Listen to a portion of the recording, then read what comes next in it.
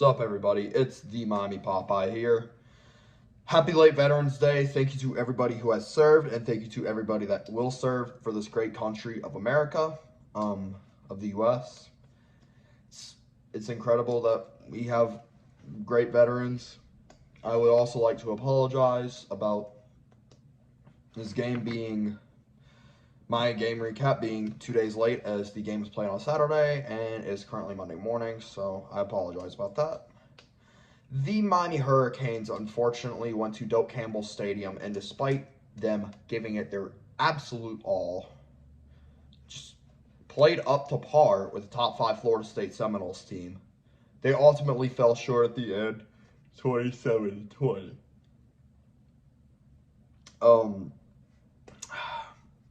Miami did enough to win this game.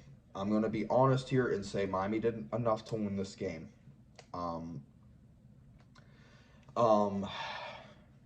Miami just needs a quarterback change.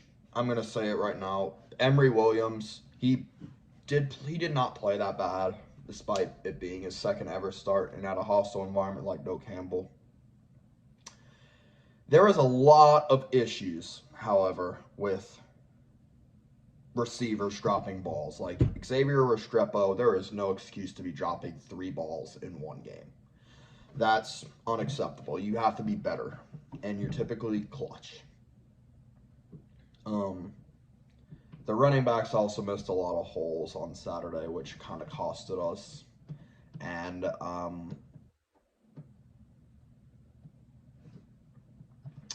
yeah, it was not fun. I mean, the fact that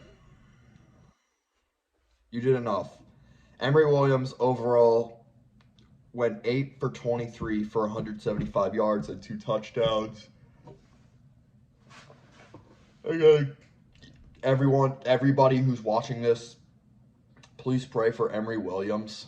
On 4th and 2, with 2 minutes left to go to keep the game alive for the Canes, he did get the first down, but in the process, he fell right on his arm, and Mario Cristobal has confirmed that it is a compound fracture in his non-throwing arm. I could be speaking for a lot of Miami fans here, but I myself was very sad. I would have loved to see what he could have done, and the worst part is it sucks that he just had to go down like that. Emory, you're a warrior, brother. I hope the literal best for you if you come to Miami. Man, that just had to hurt. I mean, it just had to hurt like that. And then, but here's the thing. Miami had some missed opportunities. On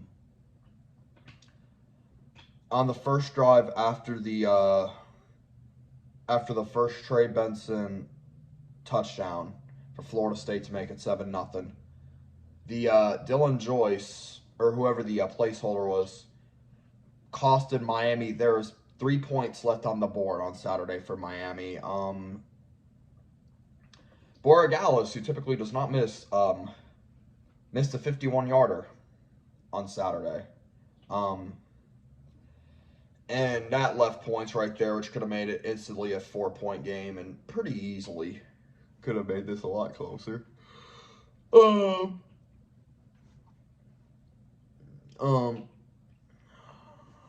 Yeah,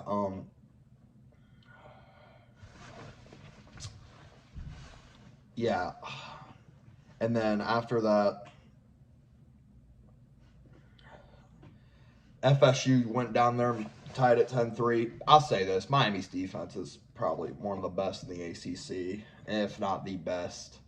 Miami has so much talent on that side of the football, and it's not even funny. I'm gonna love to see that defensive line grow in the future, and it's gonna be really fun. So after Florida State went down the field, after the Trey Benson touchdown and all that good stuff, after Florida State, I think, made it 10-0, we make it 10-3 off of Borregales. Borregales made a chip shot to make it 10-3.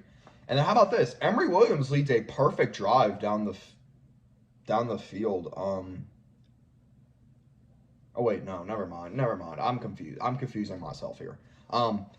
Emory Williams throws his first touchdown pass to make it 10-7 Miami with less than 5 minutes to go in the game. After this is where ACC officiating is the best, right? No, it's not. Y'all remember that Clemson game when they didn't give us a safety because Cade Klobliak was at the 1 yard line? Yeah, they did it again in the Florida State game, and it pissed me off. I was like, how? How is that not a safety? How? Do you want to explain that to ACC refs? Because I think you're a joke.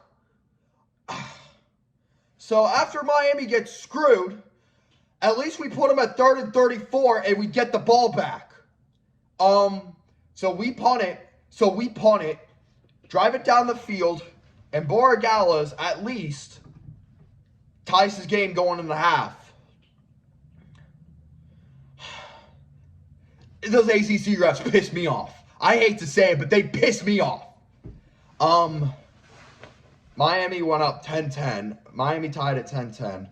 Got the ball off a Florida State blunder, which I'm so glad they did not recover that. So it's 10-10. Miami goes right down the field, scores, and makes it 13-10. However, Miami just gets completely gashed on Florida State's next drive as Jordan Travis would just find Johnny Wilson and just throw a 60-yard dime. And Johnny Wilson just kept running to the 15. At least we stuffed him after that, and we held him at 3. It stayed a 13-13 game for quite a bit of that game, honestly. But where I think Miami really lost this game on Saturday was in the third quarter, and I'm going to say this why. Emory Williams in the running game could not do anything. Yeah, Don Chaney had some big runs too. Don Chaney went 12 carries for 85 yards, and including a 29-yard run. But here's the thing.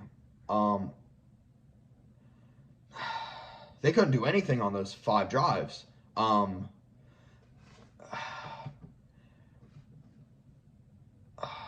They couldn't do anything on those 5 drives. Like, after Miami fails on 5 straight 3-and-outs, Florida State, Trey Benson would go off for a 38-yard touchdown to make it 20-13. And from there, it was, oh boy. And after another 3-and-out from Miami, Jordan Travis would find Keon Coleman, beautiful pass in the end zone, I'll give it that, to make it 27-13, and it was just, every Miami fan thought it was over, right? Well, no. On one of Miami's next drives, beautiful. After Jordan Travis gets sacked, Emory Williams finds a beautiful play, and guess who it is? Jacoby George. He runs for an 85-yard touchdown to make it 27-20. It was beautiful. I mean, he had 5 receptions for 183 yards and 2 touchdowns. I think Jacoby George is one of the best receivers in the ACC. As being as nice as I can. After another Miami defensive stop, we get the ball back with like 4 minutes left to go in the game. Emory Williams puts us at a 4th and 2. He gets the first down and has obviously the aforementioned compound fracture, which sucks for that guy. I hope the absolute best in his recovery. Emory, my prayers go to you, man. But then Tyler Van Dyke leads us in, and Tyler Van Dyke being Tyler Van Dyke, he goes 2 for 7 for 29 yards and throws a game-winning interception. So despite having 4 sacks on Jordan Travis, despite your defense having an A-plus game, and other than Jacoby George, other than Jacoby George, the offense just completely looked terrible. 5 straight 3-and-outs, it'll cost you. Next up, we play Louisville. It's a noon kick on ABC. I'll try to make a preview for it. maybe. I'll definitely have a reaction to the game after. But that's all I got today. No matter what, boys, go Canes. Cristobal is building a future. I forgot to mention that. I think Cristobal, this is a night and day difference from last year's team, which I'll take it, but still, you cannot let games be decided by officials. That's a key. And yeah, that's something that needs to be worked on. I also think Cristobal, despite coaching a very well game on Saturday, still struggled, and hopefully we just continue to build, and that's Cristobal makes the right moves. Cristobal brings in his guys. Once the Manny Diaz guys gets off, we're gonna be fine. I can tell you that right now, and this game shows it.